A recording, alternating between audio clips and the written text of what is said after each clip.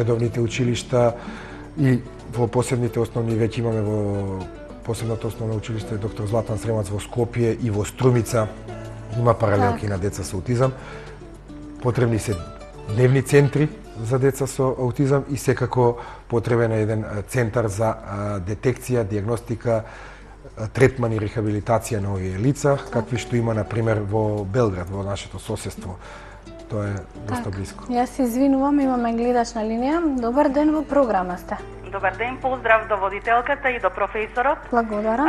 Мислам, ја го поздравувам тоа што го одбележувате денот на аутизмот.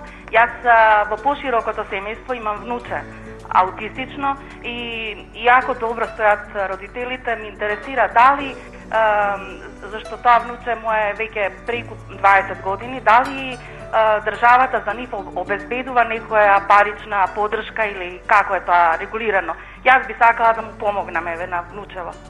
Благодарам. Ви благодарам за јавувањето, имајте пријатен ден. Сега треба прво да се види колкав е коефициентот на интелигенција, дали тоа лице, колку што разбрав, над 20 години возраст, дали може да се оспособи за некоја работа и најдобро би било кога би можело тоа професионално да се рехабилитира. Ако се работи за потежок случај, во однос на тие права има право на додаток, тоа е символична некоја помош, треба да се обратат во Министерството за труд и социјална политика. Точната сума на пари не ја знам, мислам дека е некаде помеѓу 50 на евра месечно и 100 евра. Не сум точно запознаен, бидејќи тоа е административна работа во Министерството за труд и социјална политика, треба да побара таква додаток. Колку се обрнува внимание на лицата со аутизам во Македонија? Па за лицата со аутизам недоволно се обрнува внимание, тоа ми се чини дека во претходниве искази мои го укажав. Мора да се обране многу повеќе внимание, бидејќи лицата со аутизам имаат права кои што се донесени од Европскиот парламент и кои што Република Македонија, ние објавивме и брошура во 2002 година, тоа е права на лицата со аутизам во Република Македонија, можете и вие, кое што брошура поделивме во тогашниот состав на парламентот на сите 120 парламентарци и за жал ниту еден не најде за сходно да не контактира како здружение и да се заинтересира за овој проблем. Мислам дека и тука би лежал одговорот на вашето прашање.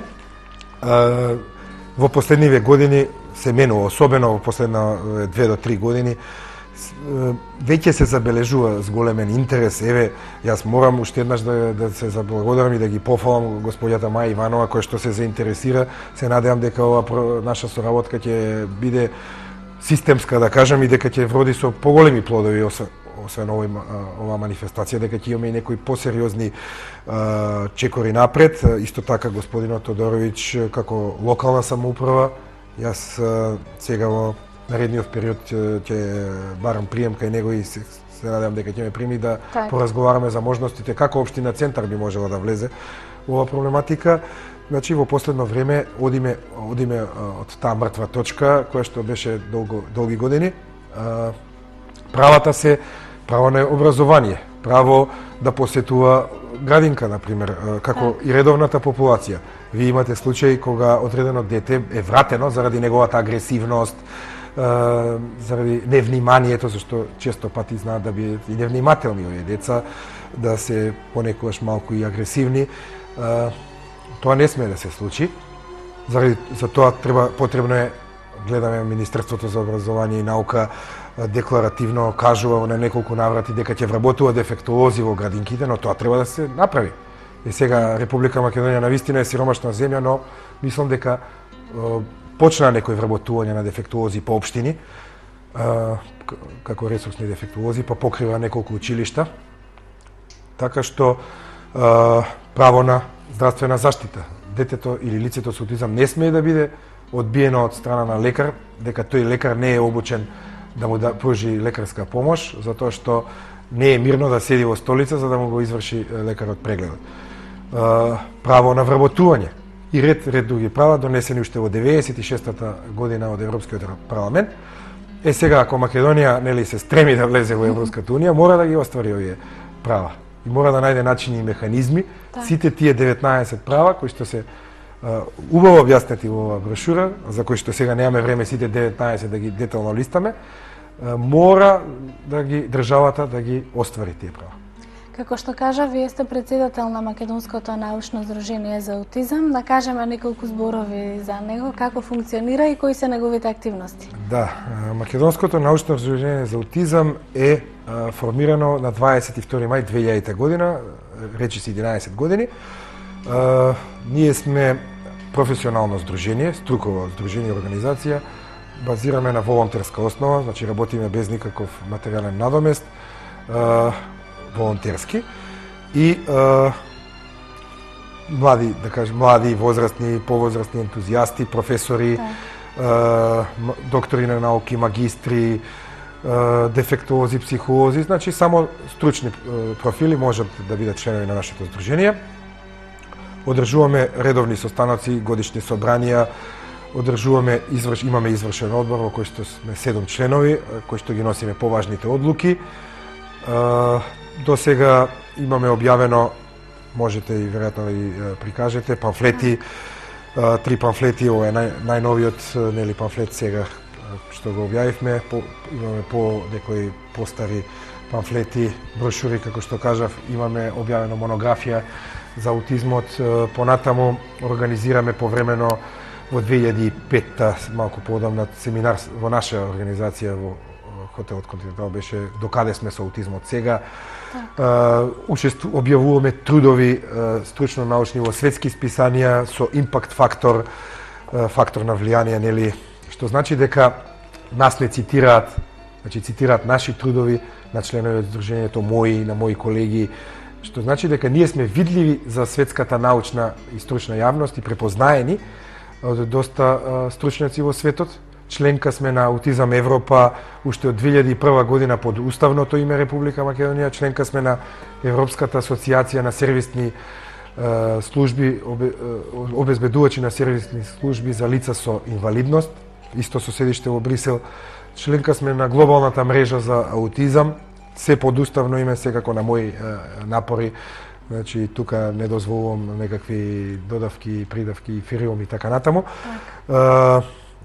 Да не ја мешаме многу политиката, но значи имаме голема меѓународна и национална активност во државата.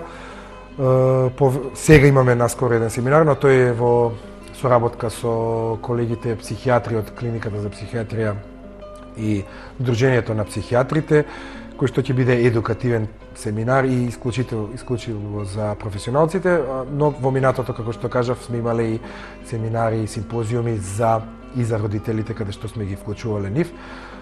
Во оваа година, како идни чекори, имаме доста напорна агенда, покрај ова што ни одзема доста од времето и енергијата. На 2 април следуваат со една господја од Америка, која што е специјалист за окупациона терапија и односно работна терапија и физиотерапија, еден семинар, можеби јуни или септември ќе видиме, треба да договорам во петок, имаме состанок со неа.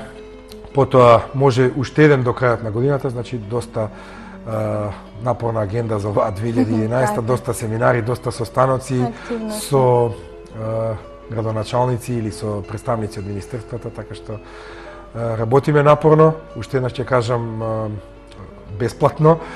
Се надеваме дека во иднина оние кои што се надлежни за тоа ќе го препознаат Македонското научно здружение за аутизам и евентуално ќе можеме да вработиме барем едно лице, помалот некој наш дефектолог, кој што би можело уште повеќе да се посвети со 8 часовно работно време на целата таа работа со лицето со аутизам. Така, вие како професор на филозофскиот факултет при Институтот за дефектологија имате голем број изданија. На што работите во моментов? Може да ги споменеме и претходните, се разбира. Добро, да, секако дека тоа е мојот основен дел за кој што сум платен, да ги едуцирам младите студенти од Институтот за дефектологија. Таму предавам 3 предмети, тоа е хумана генетика, физиологија со функционална анатомија и медицински основи на инвалидноста. Сите тие 3 предмети се покриени со учебници и изданија во минатите години, значи имам учебници по истите. аутизам објавив монографија во веќе далечната 2004 година и сега подготвувам едно ново издание.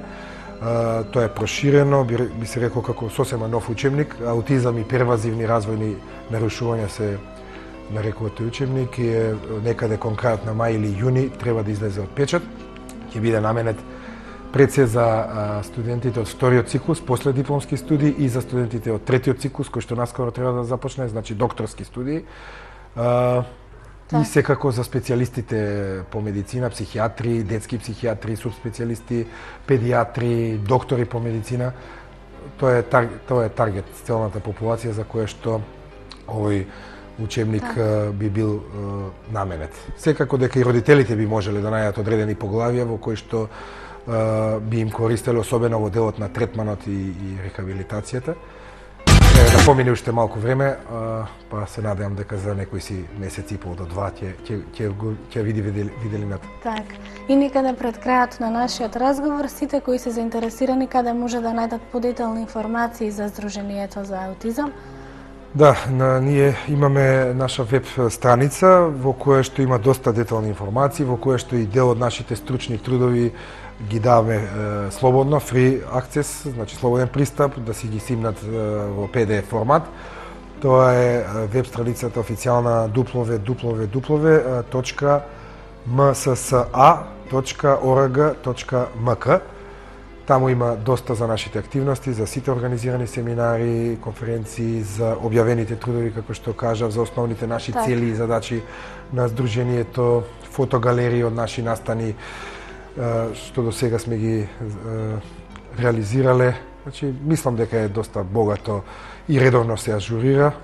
Имаме млад студент од психологија, тоа е Иван Мишев, да го пофалам и него, кој што во последните 2-3 месеци се вклучи и исто така волонтерски ги завршува задачите, редовно го ја ажурира содржината на веб страницата.